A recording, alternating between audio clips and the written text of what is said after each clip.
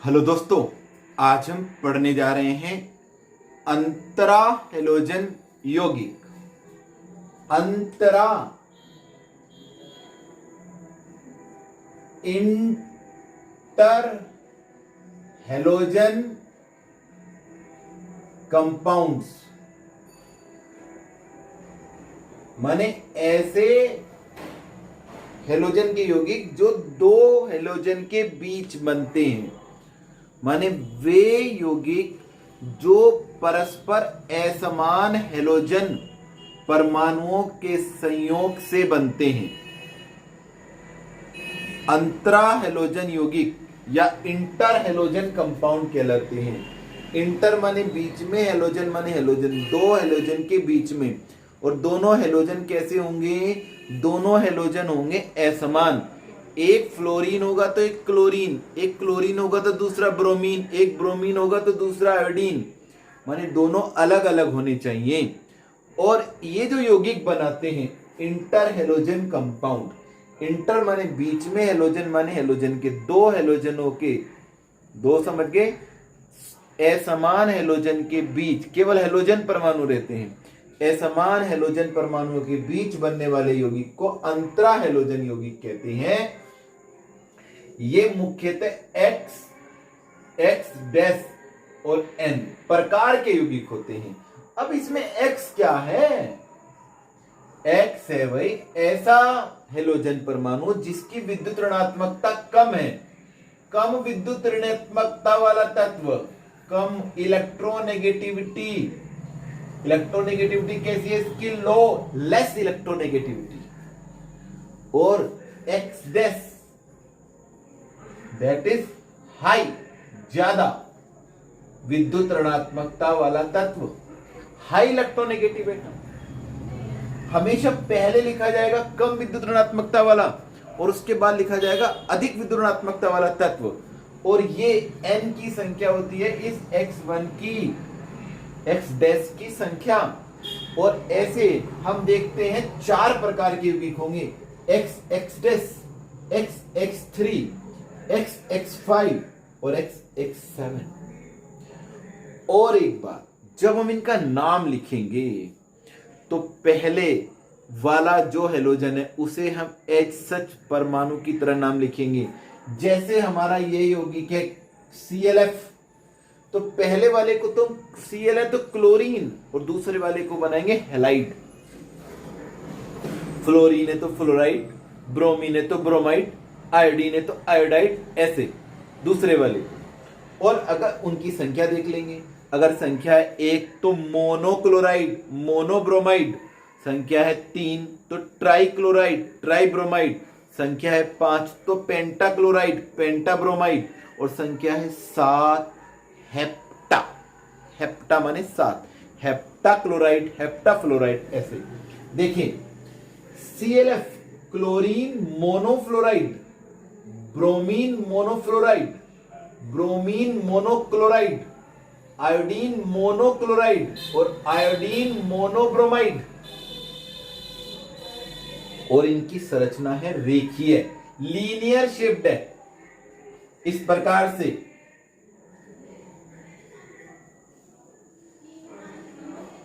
सीधा एक ऐसे रहेंगे, ये आयोडीन का और ये क्लोरीन का सह संयोजक यौगिक हैं, तो रेखीय रेखीय संरचना रहेगी इनकी। और x3 ClF3 chlorine trifluoride, bromine trifluoride, iodine trifluoride, iodine trichloride. XS5 pentahalides, chlorine pentafluoride, bromine pentafluoride, iodine pentafluoride. और लास्ट XS1 आयोडीन हेप्टाफ्लोराइड। इस प्रकार से आप देखें तो 5 और 4 9 और 3 12 और 1 13 ही कंपाउंड इंटर हेलोजन कंपाउंड हैं। कितने? 13। और एक बात आप ध्यान करिएगा, इसमें 13 में से केवल 1 2 3 4 बस ये ही 4 कंपाउंड ऐसे हैं जो फ्लोराइड नहीं हैं। All inter halogen compounds are fluorides, means fluoride is highly reactive. Fluoride की विद्युतणात्मकता सबसे ज्यादा है, तो वह सभी परमाणुओं के साथ क्रिया करके फ्लोराइड्स बनाती है।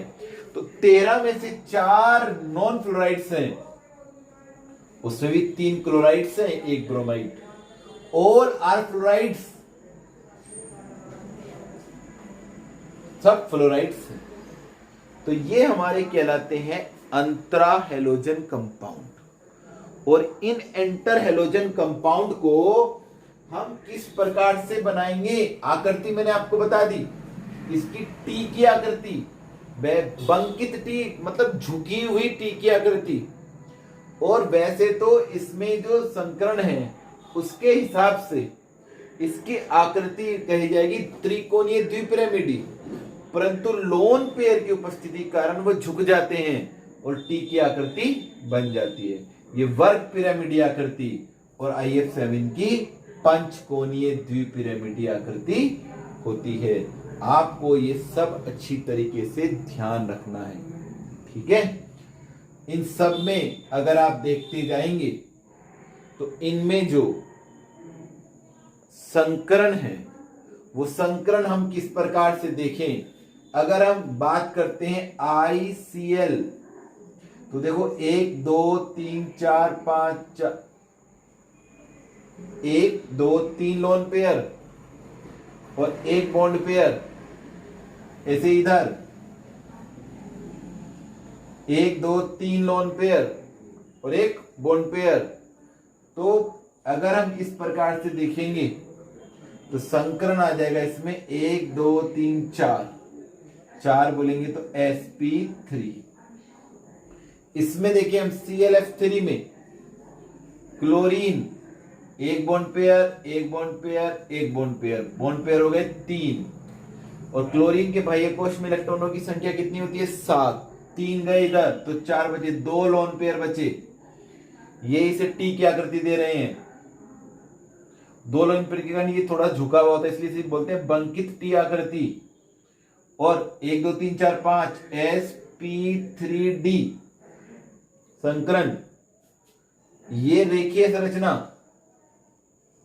इसको बोल देंगे बंकित टी स्ट्रक्चर। वर्ग पिरामिडी में ClF5 फ्लोरीन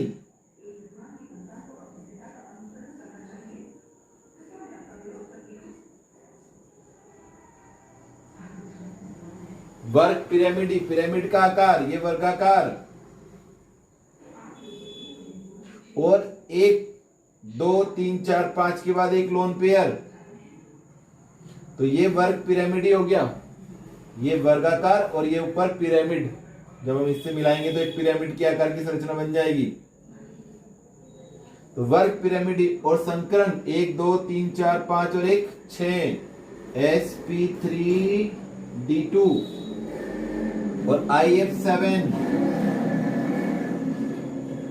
5 1 2 पंचकोणीय 3 4 5 और एक नीचे की तरफ और एक ऊपर की तरफ। क्या बनाएगा पिरामिड, एक नीचे एक ऊपर, तो द्विपिरामिड, 2 पिरामिड, एक ऊपर और एक नीचे की तरफ और पंचकोणीय, ये पंचकोणीय स्ट्रक्चर, इसलिए इसका नाम पंचकोणीय द्विपिरामिड और संकरण sp3d3। तो ये आप ध्यान रखेंगे इंटर हेलोजन कंपाउंड्स के बारे में, क्या इनकी आकृति होती है और कैसे ये बनते हैं। केवल 13 कंपाउंड। अब इन्हें हम बनाते कैसे, बनाने की विधियां, इनकी बनाने की विधियां भी आसान है। बनाने की विधियां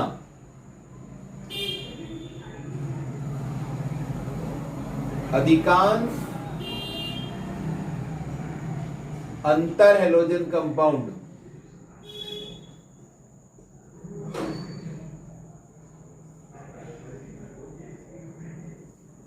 हेलोजनों के सीधे संयोग से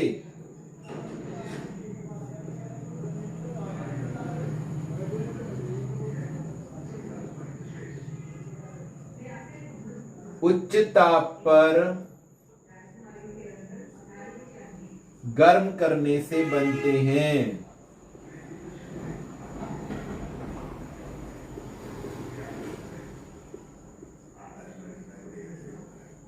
जैसे हमें बनाना है क्या, कौन सा था पहला, याद आ रहा है आपको? सबसे पहला था chlorine monofluoride Cl2 plus F2 500 degree Celsius बन जाएगा 2ClF। फिर क्या था, क्लोरीन के बाद पहला क्लोरीन मोनोफ्लोराइड, फिर ब्रोमीन मोनोफ्लोराइड,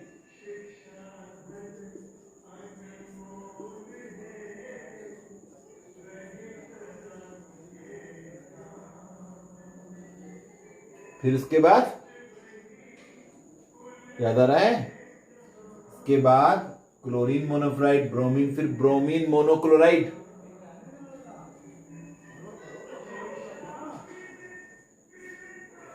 उच्च ताप।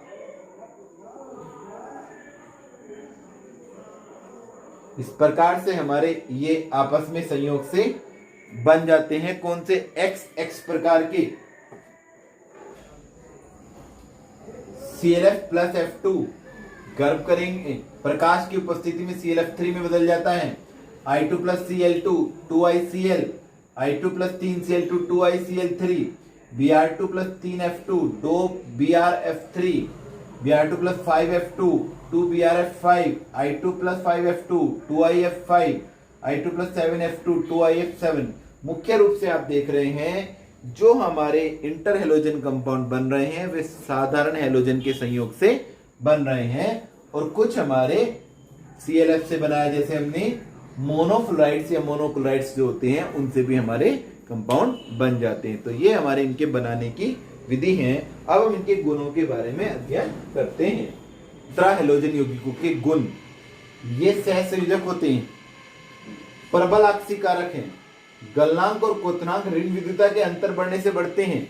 जैसे अगर हम बात करें ICl आयोडीन क्लोराइड और एक हमारे पास हो आयोडीन फ्लोराइड, तो फ्लोरीन की और आयोडीन की ऋणात्मकता का अंतर ज्यादा है ICl की अपेक्षा, इसलिए ऋण विद्युता का अंतर बढ़ने से बढ़ते हैं। तो गलनांक व क्वथनांक इसके ज्यादा होंगे IF के, और ये जो विद्युत ऋणात्मकता का बढ़ता हुआ क्रम है वो इस प्रकार से FCl BrI, ठीक है। तो सबसे ज्यादा विद्युत ऋणात्मकता फ्लोरीन और सबसे कम आयोडीन है, इसलिए आप इनके अंतर को स्वयं भी देख सकते हैं। इनका अंतर बढ़ने से इनके गलनांक और क्वथनांक बढ़ते हैं। और एक प्रश्न उठ जाता है यहां कि आयोडीन से अधिक ICl क्रियाशील है। इसका कारण है जो ये X2 है, इनके बीच का जो बंध है XS, ये बंध प्रबल होता है, और जब ये XX माने अंतरा हेलोजन यौगिक बनाते हैं तो ये जो XX का बंध है ये दुर्बल बंध होता है। कैसा बंध होता है? दुर्बल बंध होता है, क्योंकि I सिंगल बॉन्ड Cl माने XX बंध दुर्बल होता है और आसानी से टूट जाता है। इसलिए I2 से अधिक, क्योंकि जल्दी टूटेगा तो जल्दी क्रिया करेगा, इसलिए ICl अधिक क्रियाशील होता है I2 से, ठीक है। तो XS बंध की जो प्रबलता है उससे हम ये पता लगा सकते हैं कि क्रियाशील क्यों है। उपयोग, एक अजलीय विलायक के रूप में पहला उपयोग है ये नॉन एक्वस सॉल्वेंट है, माने हमें अगर ऐसा विलायक चाहिए जिसमें जो पानी ना हो तो नॉन एक्वस अजलीय विलायक के रूप में इनका प्रयोग कर सकते हैं। फ्लोरीनी कारक के रूप में, किसी यौगिक में फ्लोराइड्स फ्लोरीन इंट्रोड्यूस कराना हो तो चूंकि मुख्य रूप से अंतर हेलोजन यौगिक फ्लोराइड्स हैं तो उसका फ्लोरीनी कारक भी हो जाता है। और यूरेनियम हेक्साफ्लोराइड एक कंपाउंड है, वेरी इंपॉर्टेंट कंपाउंड रहता है ये। अगर हम देखें यूरेनियम और अपने परमाणविक दृष्टि से तो ये यूरेनियम हेक्साफ्लोराइड बनाने में भी हमारा फ्लोरीन का प्रयोग किया जाता है, और ये फ्लोरीन तभी बनता है जब अंतर हेलोजन यौगिक आपस में क्रिया करते हैं, ठीक है। तो इस प्रकार से हम अंतर हेलोजन यौगिकों को पढ़ते हैं। छोटा टॉपिक है लेकिन अच्छा टॉपिक है। और याद, अब हम पढ़ेंगे हेलोजन के oxo acids. Oxo acids of halogen, 4 प्रकार के होते हैं, 4 प्रकार के। HXO को कहते हैं हाइपोहेलस अम्ल। इसमें जो ये HOF है इसका नाम होगा हाइपोफ्लोरस अम्ल, यह हाइपोक्लोरस अम्ल, यह हाइपोब्रोमस अम्ल, यह हाइपोआयोडस अम्ल। ये इसमें एक अस्थाई है, माने ये साधारणतः नहीं मिलता, अस्थाई। बाकी सब मिलते हैं। HXO2 हेलस अम्ल, क्लोरस अम्ल, क्या बोलेंगे इसे? क्लोरस अम्ल। HXO3 हेलिक अम्ल, क्लोरिक अम्ल, ब्रोमिक अम्ल, आयोडिक अम्ल। HXO4 पर हेलिक अम्ल, पर क्लोरिक अम्ल, पर ब्रोमिक अम्ल, पर आयोडिक अम्ल। Cl2O, ClO2, Cl2O6 और Cl2O7 ये क्लोरीन के ऑक्साइड्स हैं। ये भी हमारी एसिड्स की तरह अम्लीय प्रकृति करते हैं। और ये जो क्लोरीन हेप्टाऑक्साइड है, दिस इज द सबसे अधिक अम्लीय ऑक्साइड है। ये सबसे अधिक अम्लीय ऑक्साइड होता है Cl2O7। इसे कहेंगे हम Cl2O डाइक्लोरो मोनोऑक्साइड या डाइक्लोरीन मोनोऑक्साइड। ये ClO2 chlorine dioxide, Cl2O6 dichlorine hexaoxide, dichlorine हेप्टाऑक्साइड।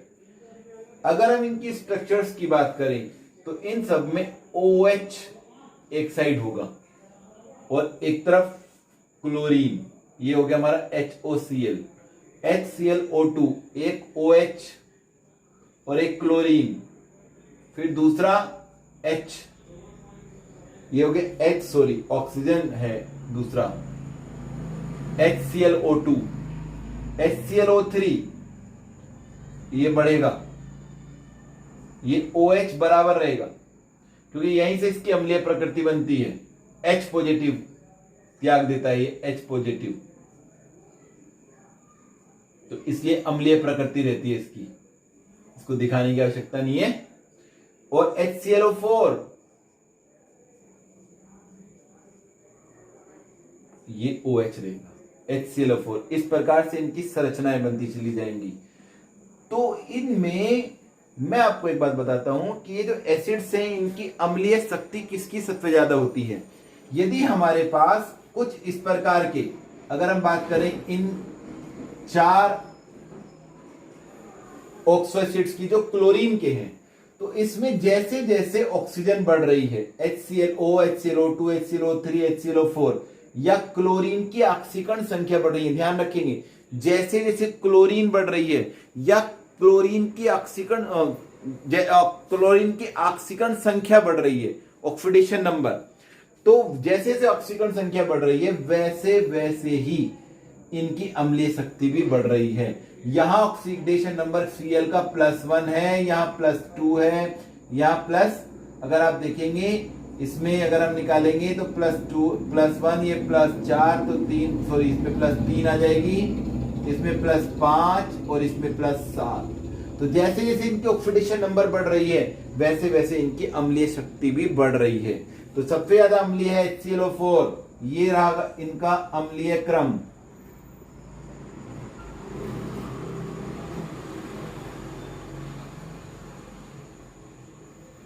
इस प्रकार से सबसे ज्यादा अम्लीय HClO4।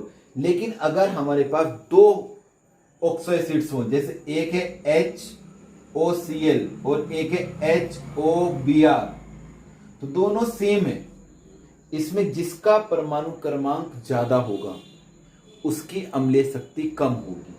क्लोरीन की और ब्रोमीन की ऑक्सीजन संख्या में +1 ही है, लेकिन Cl का परमाणु क्रमांक 17 और ब्रोमीन का 35, तो इसकी अम्लीय शक्ति Cl की ज्यादा होगी और Br की कम होगी। तो ध्यान रखना है, अगर हमारे ऐसे ऑक्सो एसिड्स आते हैं जो बिल्कुल समान यौगिक की तरह हैं, उनमें समान हेलोजन है, तो हम उसमें देखेंगे उनका परमाणु क्रमांक किसका ज्यादा है, जिसका कम है उसकी अम्लीय शक्ति ज्यादा होती है। और अगर एक ही हेलोजन के हमारे ऑक्सो एसिड्स हैं तो उसमें देखेंगे हम कि जैसे जैसे हेलोजन की ऑक्सीकरण संख्या बढ़ रही है वैसे वैसे अम्लीय शक्ति भी बढ़ रही है। तो इस प्रकार से हम ये ऑक्सो एसिड्स पढ़ते हैं 4 प्रकार के, हाइपोहेलस, हेलस, हेलिक और परहेलिक अम्ल। और इनकी स्ट्रक्चर्स आपने यहां देख ली, इस प्रकार से स्ट्रक्चर्स बनती जाएंगी इनकी। इन्हें आप अच्छी संरचनाओं को भी देख लें और हमेशा इन्हें याद रखने की कोशिश करें। ये हमारा 17th ग्रुप कंप्लीट हो गया है। घर पर रहिए, सुरक्षित रहिए और स्वस्थ रहिए। Thank you.